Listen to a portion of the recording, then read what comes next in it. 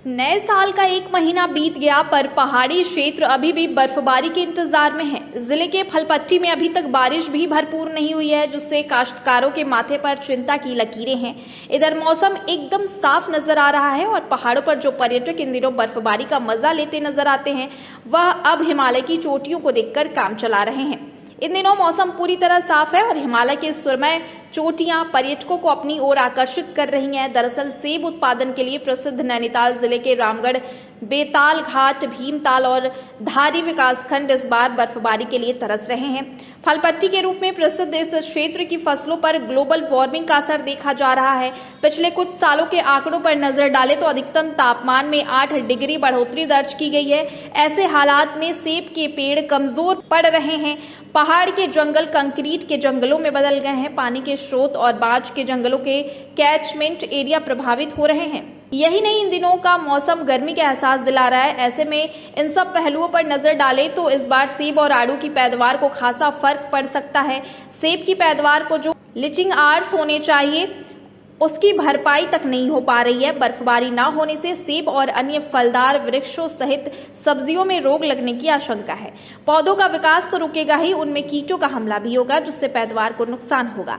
सेब में कैंकर रोग के साथ तना छेदक बूली एफिड रोग लग सकता है। वहीं बर्फबारी ना होने से पाला अधिक गिर रहा है, इससे आड़ू की पैदावार में खासा असर पड़ेगा। दरअसल इन दिनों आड़ू के पेड़ में फ्लावरिंग शुरू होने लगी है, जिससे पाला मार देता है। अगर आगामी 10 दिनों में बर्फबारी नहीं हुई तो आड़ू और सेब के लिए नुकसानदेह होगा।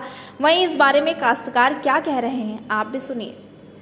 खेती किसानी में असर तो ऐसा है कि खेती, एक तो यहाँ की खेती जितनी भी है वो मौसम के भरोसे पे रहती है। इस बार के मौसम की वजह से लगता है कि खेती किसानी इस बार बिल्कुल चौपट होने की कंडीशन में है।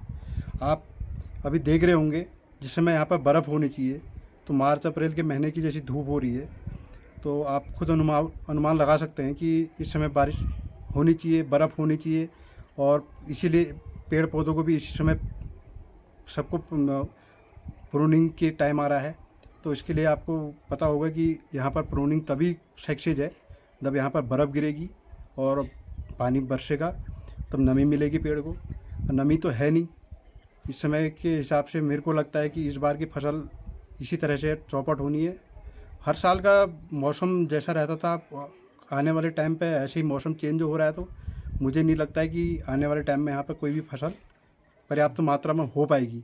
पर्याप्त तो होना तो बहुत दूर की बात है, होना ही मुश्किल हो जाएगा जिस तरह से मौसम हो रहा है। और ज़्यादा आप देख ही रहे हैं कि मार्च के महीने लग रहा है जैसे कि जनवरी लास्ट हो के फरवरी स्टार्ट हुआ है। ये आपको लग रहा है कि ये फरवरी है।